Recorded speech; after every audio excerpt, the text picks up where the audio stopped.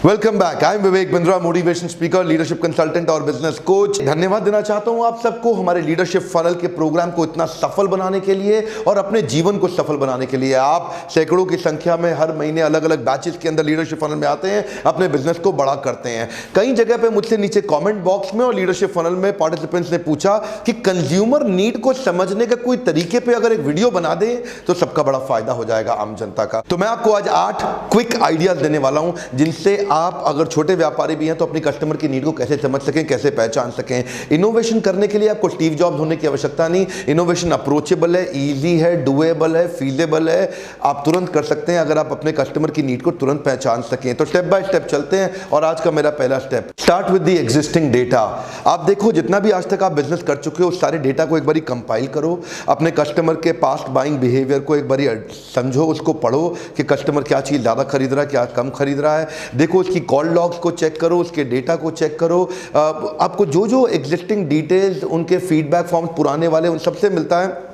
नया डेटा खरीदने का जरूरत नहीं है। एप्पल अपने रिटेल स्टोर्स पे ऐसा करता है कि जो भी लोग उसके मोबाइल खरीदने आते हैं तो उनके डेटा को वापस निकालता है, उसको एनालाइज करता है, उसको स्टडी करता है कि वहाँ पे कस्टमर कैसा बिहेव कर रहा है। तो ये एग्जिस्टिंग डेटा से कर सकते हैं। आइकिया जैसी और भी कई कंपनीज हैं जो चैटबॉट्स का इस्तेमाल करती हैं। आपको पता है, अगर नहीं पता तो सर्च करिए चैटबॉट के विषय में। एक आर्टिफिशियल इंटेलिजेंस बेस्ड सॉफ्टवेयर होता है जिसमें आप मेरे साथ चैटिंग करें तो मेरे नाम का एक चैटबॉट होगा जो कि ऑटोमेटिकली आपको रिस्पॉन्ड करेगा और आपको ऐसा लगेगा कि जैसे मैं ही आपको रिस्पॉन्ड कर रहा हूं। आपको पता भी नहीं चलेगा, लेकिन वो एक कंप्यूटर ही रिस्पॉन्ड कर रहा होगा और वहां से भी डेटा कलेक्शन होता है जिसको आप स्टडी कर सकते हो। सेकंड पॉइंट है interview the internal stakeholders. ये इंटरनल स्टेक होल्डर्स कौन है? आप क्या करिए, सबसे पहले जो जो कस्टमर के साथ इंटरेक्ट करता है आपकी टीम में से उनको बिठा लीजिए और उनसे पूछिए कि कस्टमर क्या सिग्नल दे रहा है। देखिए, कस्टमर की नीड्स आपको आइडेंटिफाई करनी है तो अपनी सेल्स की टीम को बुलाइए, सर्विस की टीम को बुलाइए, डिलीवरी की टीम को बुलाइए, जो भी कस्टमर के साथ इंटरेक्ट करता है उन सबको बुलाइए, उन सबको इकट्ठा बिठाइए, बैठिए, उनसे पूछिए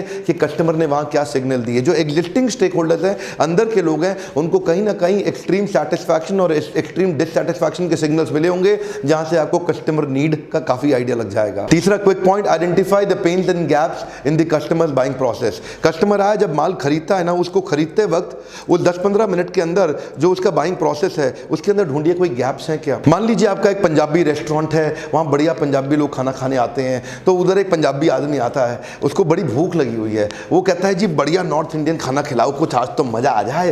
तो आपको बोलता है ऐसा करो जी, 100 शाही पनीर दे दो, एक दाल मखनी दे दो, एक मिक्स वेजिटेबल भी दे दो और थोड़ा सा कोई डेजर्ट करा दो, लच्छा पराठा और बटर नान लगा दो, साथ में सैलड वैलड लगा करके दो, कुछ बढ़िया से खाएंगे।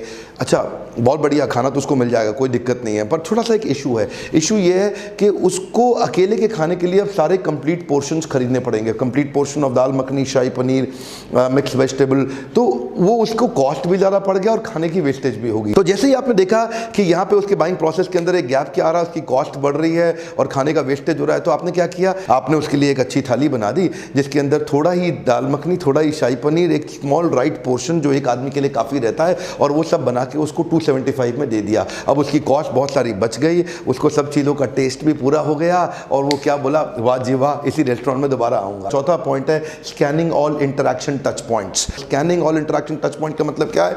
एक कस्टमर जो आपका कस्टमर नहीं बना है अभी, वो कस्टमर जो आपका कस्टमर बनने वाला था, अभी से वो आपसे कैसे इंटरैक्ट कर रहा है, किधर किधर इंटरैक्ट कर रहा है, और इस इंटरैक्शन के बाद वो सारे प्रोसेस को स्कैन करो। कब कब कहाँ पे उसके टच पॉइंट्स है आपके साथ इंटरैक्शन के, डायरेक्ट या इनडायरेक्ट, सबको स्कैन करो। और लॉयल कस्टमर बनने तक कितने टच पॉइंट्स हो सकते हैं, सबको स्कैन कर लो, सबको लिखो, उस पूरी जर्नी को लिखो, उस पूरी जर्नी को मैप आउट करो स्टेप बाय स्टेप। देखिए, मारुति को ना 16 बार 16 साल तक लगातार बेस्ट कस्टमर सर्विस का अवार्ड मिला है दुनिया के अंदर। उसने Guinness book of world record कायम कर लिया। क्यों? जेडी पावर सर्वे के अंदर। ये जो कस्टमर सेटिस्फैक्शन सर्वे में मारुति ने क्या किया, एक आदमी मारुति की वर्कशॉप में जाता है अपनी गाड़ी को लेकर के, तो उसके जॉब कार्ड खोलने से लेके, सिक्योरिटी गार्ड से लेके, उनके वॉशरूम से लेके, उनको पानी पिलाने वाले लड़के से लेके, बिलिंग काउंटर से लेकर के, जितने भी टच पॉइंट्स हैं, जो भी आदमी आता है बाद में सेटलमेंट करता है, कोई उनको स्पेयर पार्ट देता है, तो जितने लोग हैं सारे टच पॉइंट में एक्सीलेंस क्रिएट करने का उन्होंने कोशिश किया, जिससे कस्टमर सेटिस्फैक्शन सर्वे में मारुति का नाम हमेशा ऊपर चला जाता है। जाता है। फॉर एग्जाम्पल, अगर आपका एक फर्नीचर का शोरूम है और आपकी दुकान में कोई आदमी फर्नीचर खरीदने आता है, तो फर्नीचर खरीदने आने से पहले वो आपके बारे में वेबसाइट में देखता है, वो आपके बारे में पहले फेसबुक पे देखा, फेसबुक से वो क्लिक करके आपकी वेबसाइट की लैंडिंग पेज पे गया, वहां कैसा उसका एक्सपीरियंस रहा। अगर वहां एक्सपीरियंस अच्छा रहा तो वो और आगे जाएगा, नहीं अच्छा रहा तो गूगल पे अपने कॉम्पिटिटर के पास आपके चला जाएगा। अगर अच्छा रहा वो और आगे गया तो वहां जाकर के उसने फॉर्म भरा, इंक्वायरी जनरेट हुई, इंक्वायरी के बाद आपकी टीम ने उसको कॉल बैक किया, हाँ जी आपने फर्नीचर के बारे में इंक्वायर किया था जी, हेलो कैसे हैं आप, हम लोग ये फर्नीचर का सर्विस देते हैं। अगर उस टच पॉइंट पर उसका एक्सपीरियंस अच्छा रहा तो आप उसके साथ शोरूम जाएंगे। शोरूम जाते वक्त रास्ते में पहले पार्किंग आएगी, आप पार्किंग देखेंगे कैसी है, वहाँ पे आपका एक टच पॉइंट हुआ। उसके बाद एक सिक्योरिटी गार्ड वहाँ से एंट्री किए, वहाँ टच पॉइंट फर्नीचर देखा, उसके प्राइस टैग देखे, उसकी ब्यूटिफिकेशन अपने शोरूम स्टोर में देखा कितना सुंदर है। आपने जाकर देखा कि वहाँ पे जो कंपैरिजन दिए हुए थे, जो डिज़ाइन थे, जो रिक्वायरमेंट्स थी वो पूरी थी।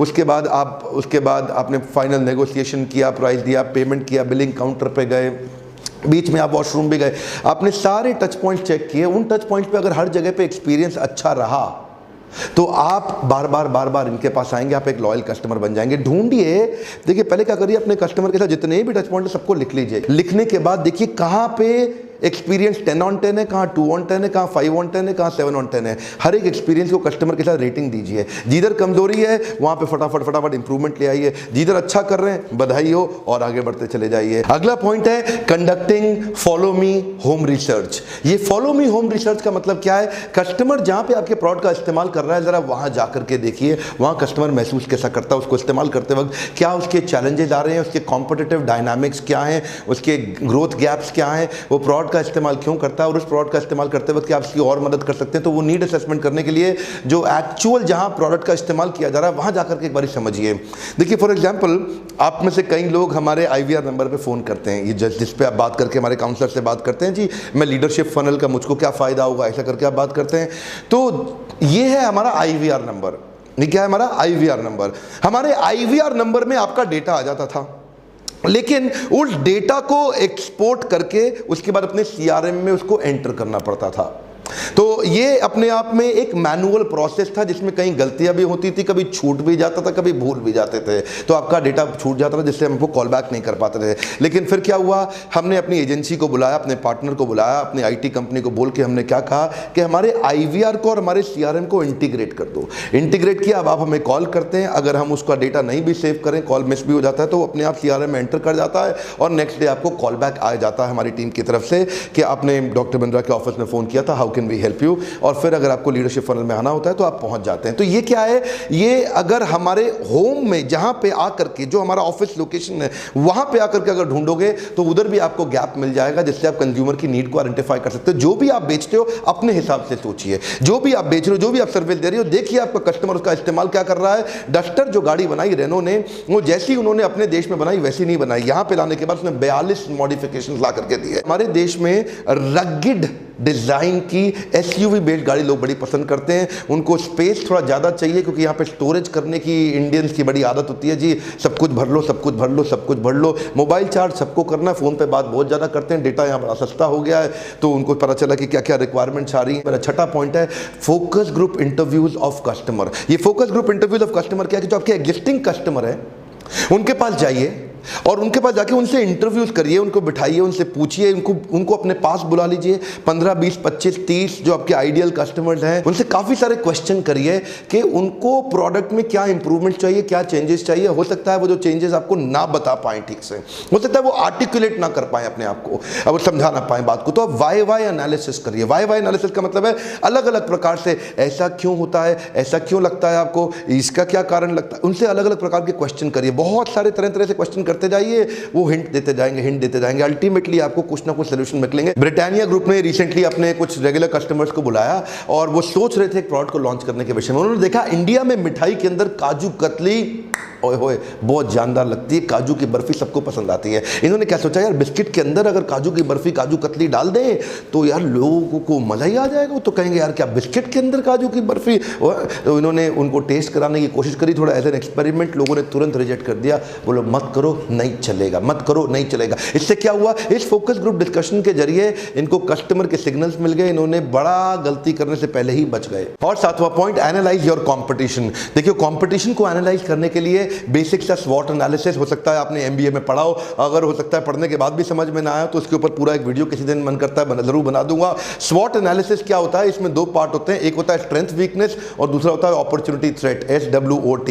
स्ट्रेंथ वीकनेस इंटरनल है, यानी कि जो आपकी अपनी कंपनी की स्ट्रेंथ और आपकी अपनी कंपनी की वीकनेस, और अपॉर्चुनिटी थ्रेट एक्सटर्नल है, यानी कि जो आपका कॉम्पिटिटर है वो क्या चीज छोड़ गया जहां पे आपकी अपॉर्चुनिटी है, और आपके कॉम्पिटिटर ने क्या चीज पकड़ ली है जहां पे आपको थ्रेट आने वाला है, वो आकर के आपका पूरा मार्केट शेयर खाने वाला है। देखिए आपका कॉम्पिटिटर को एनालाइज करिए, वो किस एरिया में आपसे आगे निकलने की तैयारी कर रहा है, कहां से मार्केट शेयर बड़ा कर रहा है, उसकी कौन सी प्रोडक्ट लाइन चल गई है जो आपने छोड़ दी है। देखिए उसकी जो प्रोडक्ट लाइन चल गई है जरूर उसमें कहीं ना कहीं कस्टमर की नीड छुपी हुई थी जो आप मिस कर गए, उसने पकड़ ली।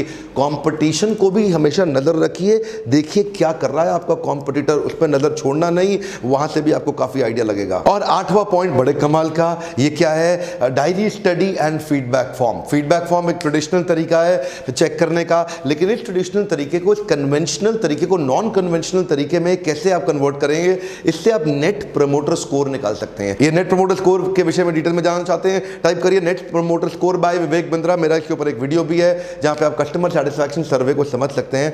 आपको फीडबैक फॉर्म से और डायरी से उसको अलाउ करिए अपने कस्टमर को आपके बारे में लिखने के लिए, उसको कहां फ्रस्ट्रेशन आ रहा है, कहां एक्साइटमेंट आ रहा है, कहां अप्रिसिएशन आ रहा है, कहां पे वो दुखी है, कहां पे बड़ा खुश है, और वहां से सिग्नल्स दीजिए उससे। फीडबैक फॉर्म के अंदर ऑन स्केल ऑफ 1 to 10 हर जगह पे चेक करिए, अगर वो आपको 9 या 10 रेटिंग दे रहा है वो आपका प्रमोटर बनने वाला है, देश भर में दुनिया भर में जाकर के आपकी बहुत तारीफ करेगा, आपको प्रमोट करेगा। अगर वो आपको रेटिंग दे रहा है 1 2 3 4 5 6 तक रेटिंग दे रहा है 10 में से, इसका मतलब वो आपके खिलाफ है, आपसे बहुत दुखी है, आपकी सर्विस से बहुत परेशान है, जहां जाएगा आपके खिलाफत करेगा, आपके बारे में अगेंस्ट बोलेगा, आपके कंपटीशन के पास जाएगा, आपके बाकी कस्टमर्स को आपसे दूर कर देगा। अगर वो आपको 10 में से 7 या 8 रेटिंग दे रहा है वो बड़ा न्यूट्रल टाइप कस्टमर है। ये फीडबैक फॉर्म और डायरी स्टडी, यानी कि डायरी मुझसे लिखवाइए वो कैसा महसूस किया, सारे एक्सपीरियंसेस लिखवाइए, इससे बहुत आइडिया लग जाएगा आपको। तो ये 8 तरीके जिनसे आप कस्टमर के सिग्नल्स को, उनकी नीड्स को, कंज्यूमर नीड को स्टडी कर सकते हैं, एनालाइज कर सकते हैं, कंज्यूमर बिहेवियर के बेसिस पे जाके प्रोडक्ट को बिल्ड किया जाता है। ये तो थी आपके लिए कुछ नॉलेज। इसके लिए जो फ्रेमवर्क्स हम लोग लीडरशिप फनल में देते हैं, हमारे कई बैचेस ग्रेजुएट हो गए, वो कंप्लीट हुए, उनकी लाइफ में बड़े चेंजेस आए, उनके बिजनेस में जे कर्व आ गए हैं, टर्नओवर बढ़ गए हैं, ग्रुप की ग्रोथ बढ़ गई है, इन्हीं फ्रेमवर्क्स को इंप्लीमेंट करके, कि जिससे आप अपने कस्टमर को उसके नीड को समझते हैं, प्रोडक्ट को बिल्ड करते हैं, एक्वायर करते हैं, कस्टमर को रिटेन भी कर जाते हैं। मेरा मन कर रहा था कि मैं आपको एक कस्टमर को रिटेन कैसे किया जाए और रिपीट रेफरेंस कैसे लाया जाए, उसके ऊपर भी एक वीडियो बना करके दूं। बहरहाल लीडरशिप फनल को अगर आप ज्वाइन करना चाहते हैं इसी नंबर पर जरूर फोन करिए। जो लोग नए आए हैं, नए सब्सक्राइबर्स हैं, उनको फिर से याद दिला दूं, फोन करके काउंसलर से पूछिए कि क्या लीडरशिप फनल आपको किस प्रकार से मदद कर सकता है। रात को देखें, रात को फोन करो, दिन में देखें वीडियो, दिन में फोन करो, कभी भी फोन करो। और तीसरा पॉइंट मेरा कि आज नीचे आप बताइए कि अगली कौन सी बिजनेस में प्रॉब्लम है जिसके ऊपर आप चाहते हैं मैं आपके लिए वीडियो बना दूं। सब्सक्राइब आपने जरूर किया होगा, अपने दोस्तों से भी बेल आइकॉन हिट कराइए ताकि उनको मदद हो सके। इस वीडियो को शेयर करने से, आपके शेयर में बड़ी ताकत है, इस वीडियो को शेयर करने से कई लोगों की मदद हो सकती है। उनको शेयर करिए, उन तक पहुंचाइए। अगर आप जानते हैं किसी ऐसे व्यक्ति का जिसका बिजनेस है, उस तक ये वीडियो पहुंचाइए। हो सकता है इन आइडियाज को समझ के उसके बिजनेस में एक जे कर्व आ जाए। और अगर लाइक नहीं किया जरूर लाइक करिए। हमारे